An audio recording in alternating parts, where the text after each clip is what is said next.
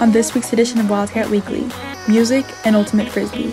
All this and more coming up next.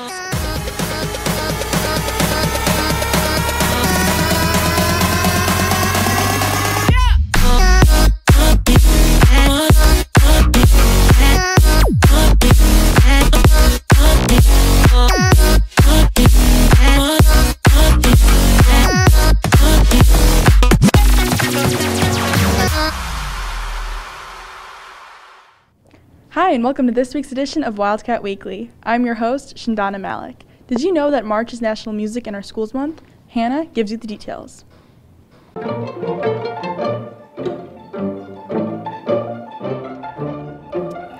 For more than 30 years, March has been designated to be National Music in Our Schools Month by the National Association for Music Education. So National Music in Our Schools Month is actually an initiative done by one of the nation's music education organizations called NAFME, and this is just an opportunity to kind of advocate and to recognize the awesome things that our music department does.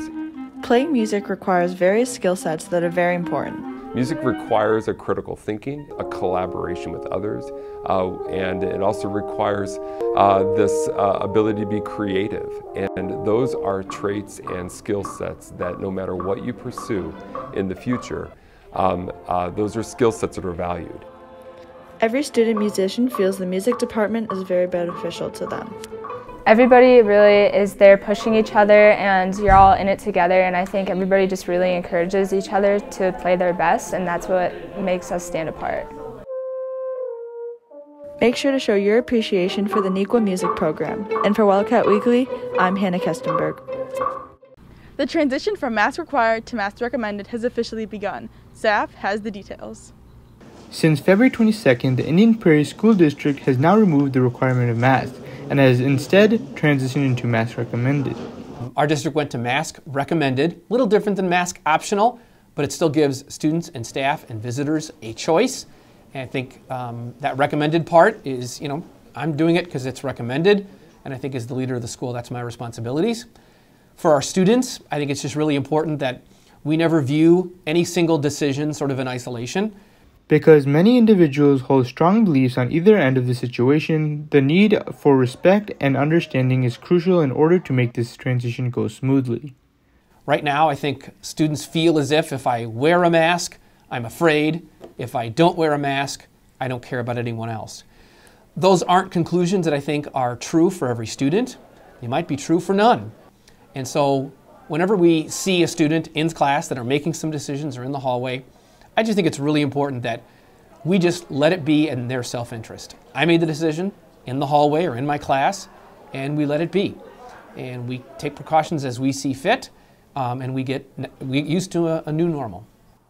Be sure to voice any concerns you may have with a teacher or a trusted adult, and to learn more about the new policy, check out ipsd.org, and for Wildcat Weekly, I'm Saf Khan. The NV Ultimate Frisbee season is quickly approaching. Salima tells you how the boys and girls are flinging into their spring seasons. Ultimate Frisbee is an intense, high-energy, non-contact sport that combines some of the main elements of soccer and football. As the spring season approaches, NV Ultimate, Naperville's most prominent ultimate club, is getting ready to dominate on the field. So right now we're in winter season, which we brought the girls, the boys, and the youth team together to play with each other. And so that's kind of building the community and also keeping our skills up until the spring season starts in March. And in addition to the athleticism and physicality of the game, the camaraderie is what makes Ultimate so special. The one thing that sticks out to me about the sport Ultimate and why I fell in love with the game is that it's a very heavily sportsmanship-friendly sport. So whenever you're playing other teams, you're not going to get trash-talked or anything. If you make a good play, the other team will call you out on it and say, hey, good play, man, and all that. Whether you're an experienced athlete or you just want to try something new, NV Ultimate is a perfect club to join as they accept players at all levels. For more information, visit nvultimate.com or check them out on Instagram at nvultimate. And don't forget to attend the informational meeting taking place on Monday, February 28th in the large forum room at 6 to 7 p.m. for girls and at 7 to 8 p.m. for boys. And for Wildcat Weekly, I'm Salima Scott.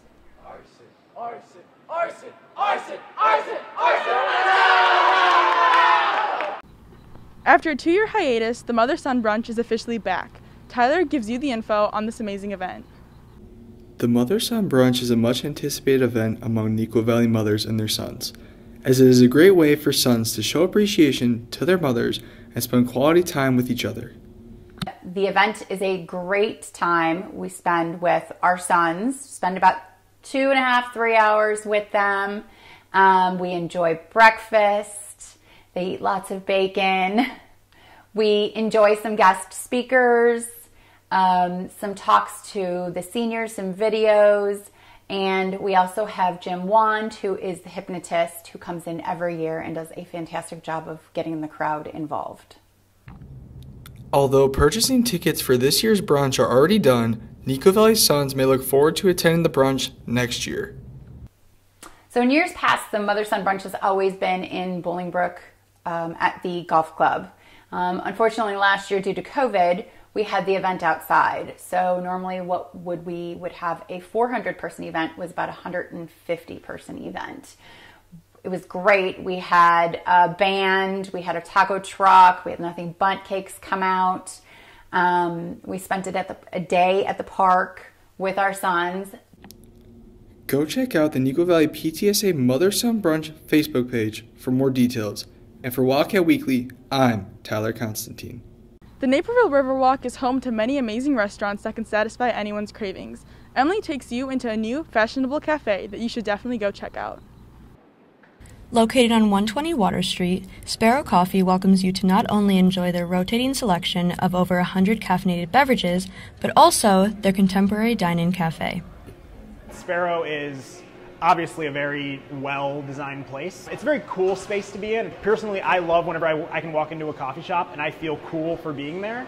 And I think high schoolers, out of anybody, can gain a lot from being in a place where they can feel happy about the coffee that they're getting and they're not just going to some Starbucks location and just getting some under-extracted drink. Whether you're an avid coffee drinker or not, Sparrow creates a variety of beverages that are sure to become your next go-to drink. So if it's your first time here, I would definitely recommend you get some type of like specialty latte, whether you want your latte just plain or with some type of flavoring. We make all of our syrups in-house. So really you can't go wrong, but every drink on the menu has been scrutinized over and over that really whatever you pick, you can't go wrong. It's amazing for people who are kind of looking for something tasty but don't necessarily want to pay a crazy price for it. For more information on Sparrow Coffee and its delicious menu items, visit sparrowcoffee.com. And for Wildcat Weekly, I'm Emily Baptista. Congratulations to the boys swim and dive team and the robotics team as they both compete at state this weekend. Thank you for watching this week's edition of Wildcat Weekly. Have a great weekend, Wildcats!